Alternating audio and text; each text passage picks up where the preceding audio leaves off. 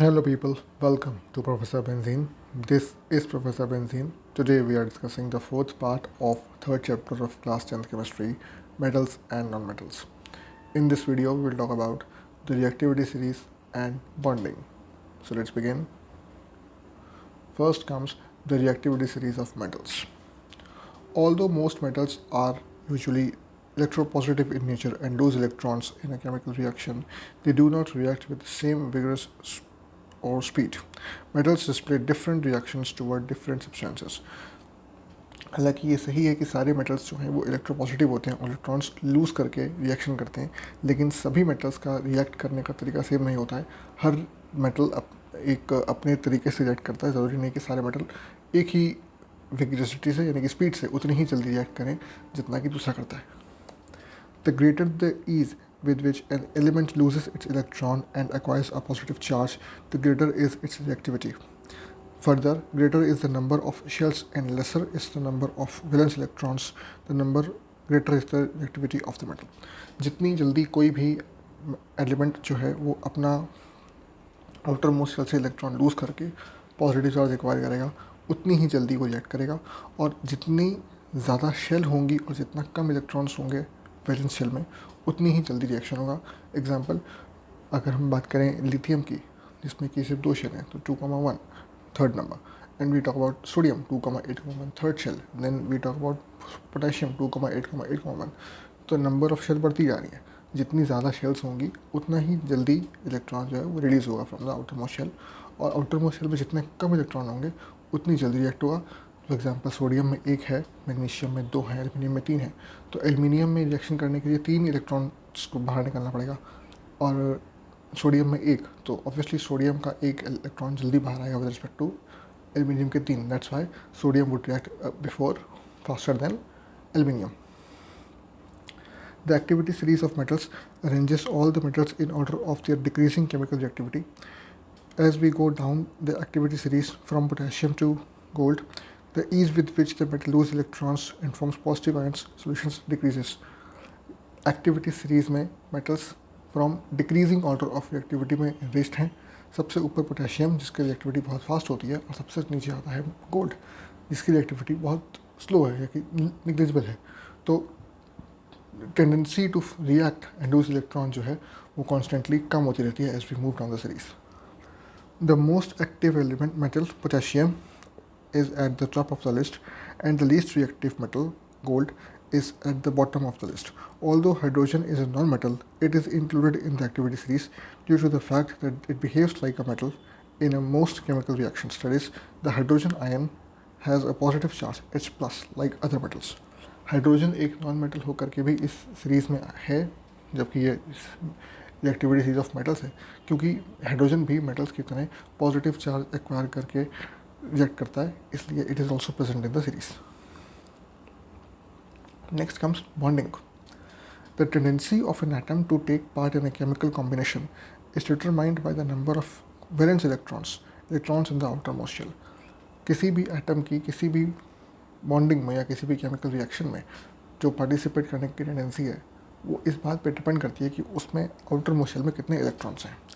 The atoms require the stable Nobel gas configuration. Atoms require the stable noble gas configuration of having 8 electrons in the outermost shell called octet rule during the chemical reaction. एक chemical reaction के time पे कोई भी जो atom है वो outermost shell में 8 electrons चाहता है, यानी कि 8 इलेक्ट्रॉन्स के ऊपर वाले शेल में जितने भी इलेक्ट्रॉन्स होंगे उन सबको लूज़ कर देगा, या 8 से कुछ ही कम होंगे तो उतने इलेक्ट्रॉन्स गेन करके वो 8 पूरे करेगा. But every element reacts to form the octet, fulfill the octet rule, that is complete 8 electrons in the outermost shell, or in case of helium or hydrogen it completes 2. The combination of atoms occurs in 2 ways, either by electrovalent bonding or covalent bonding. अब electrons का जो combination है, जो bonding है atoms की, वो दो तरीके से होती है. एक इलेक्ट्रोवैलेंट बॉन्डिंग और दूसरा covalent bonding. In all chemical reactions it is electron from the outer most shell of an atom that is involved in reacting with the other atom either by transfer or by sharing. सभी chemical reactions में outer जो atom है, हर element के atoms के outer most shell के electrons आपस में या तो शेयर होंगे या फिर ट्रांसफ़र होंगे और तभी बॉन्डिंग होती है. So it all depends, the entire concept of bonding is dependent upon the outermost shell electrons. Her atom के, हर एलिमेंट के, हर एटम के वैलेंस शेल में कितने इलेक्ट्रॉन है उस पर डिपेंड करता है कि बॉन्डिंग कैसे हो रही है. बॉन्डिंग दो तरह की है, एक इलेक्ट्रोवैलेंट और दूसरी कोवैलेंट. पहले पढ़ते हैं electrovalent bonding. When an atom donates 1, 2 or 3 electrons to form its valence shell to another atom which has the ability to accept these electrons, it is known as electrovalency. जब कोई भी element atom अपने valence shell से 1, 2 या 3 electron donate कर देता है और दूसरे एटम को दे देगा जो उन 1, 2 या 3 इलेक्ट्रॉन्स को एक्सेप्ट करने की जिसके पास स्पेस है वैलेंस शेल में, उसको बोलते हैं electrovalent bonding. As a result of electrovalency, both these atoms achieve the structure of inert gas.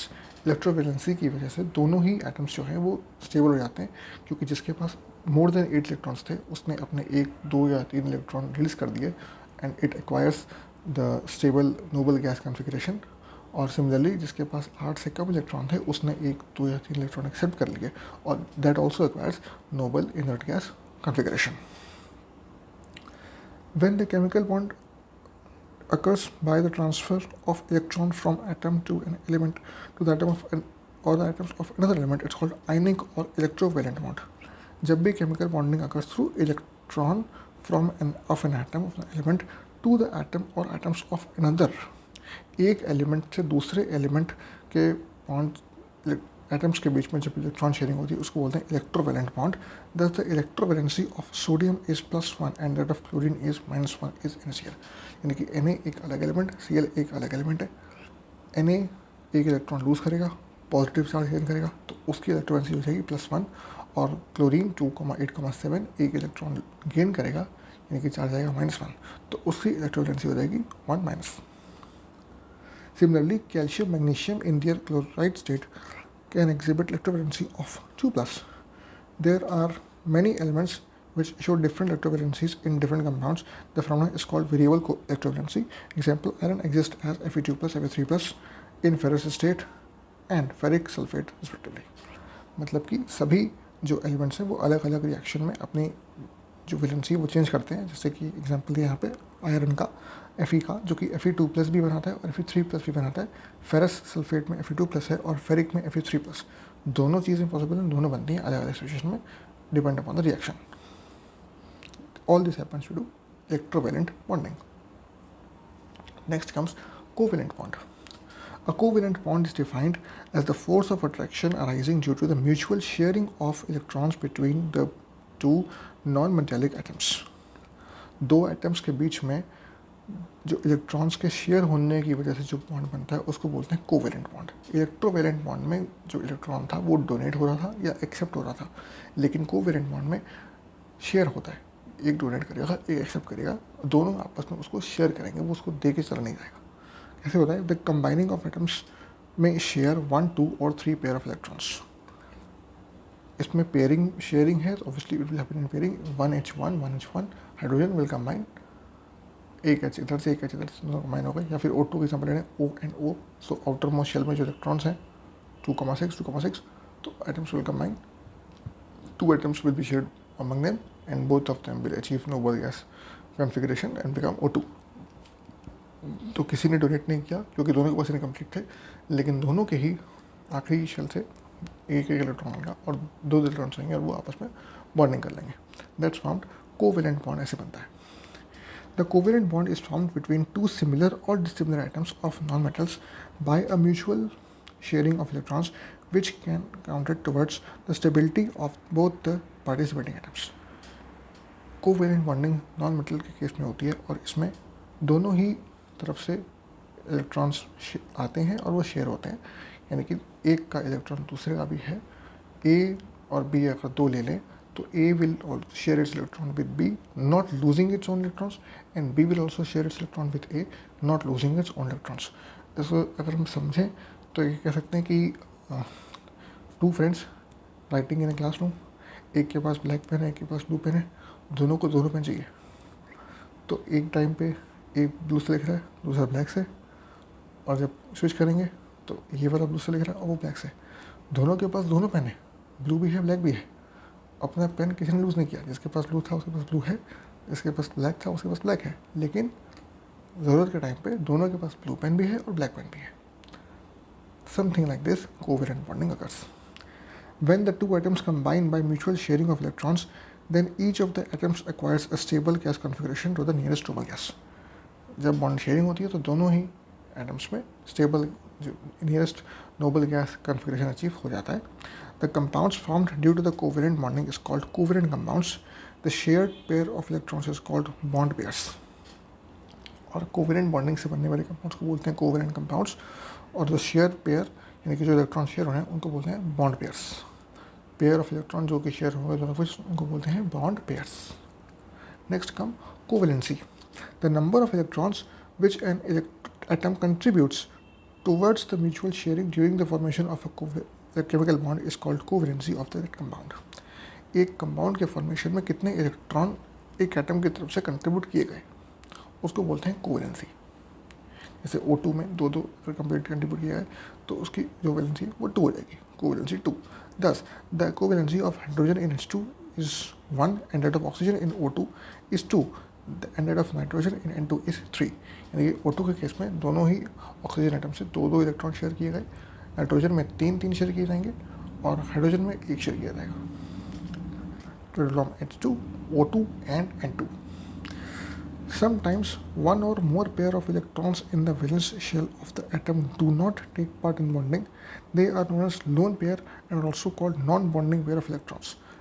Sometimes जो आउटर मोस्ट शेल में टोटल नंबर ऑफ इलेक्ट्रॉन है उनमें से सभी इलेक्ट्रॉन पार्टिसिपेट नहीं करते बॉन्डिंग में, कुछ बच जाते हैं और जो बच जाते हैं उनको बोलते हैं lone pair of electrons. Next come double covalent bond. The bond formed between two atoms due to the sharing of 2 electron pair is called double covalent bond or simply double bond. It is denoted by 2 small horizontal lines drawn between the atoms. Example O double bond O, O double bond C double bond O, etc. जब 2 pair share होंगे तो उसको बोलते हैं double bond, double covalent bond या double bond. जैसे कि O2 के केस में दो पेयर शेयर होंगे तो O2 डबल बॉन्ड आ गया. CO2 में भी 2 शेयर होंगे तो वहाँ भी डबल बॉन्ड आएगा.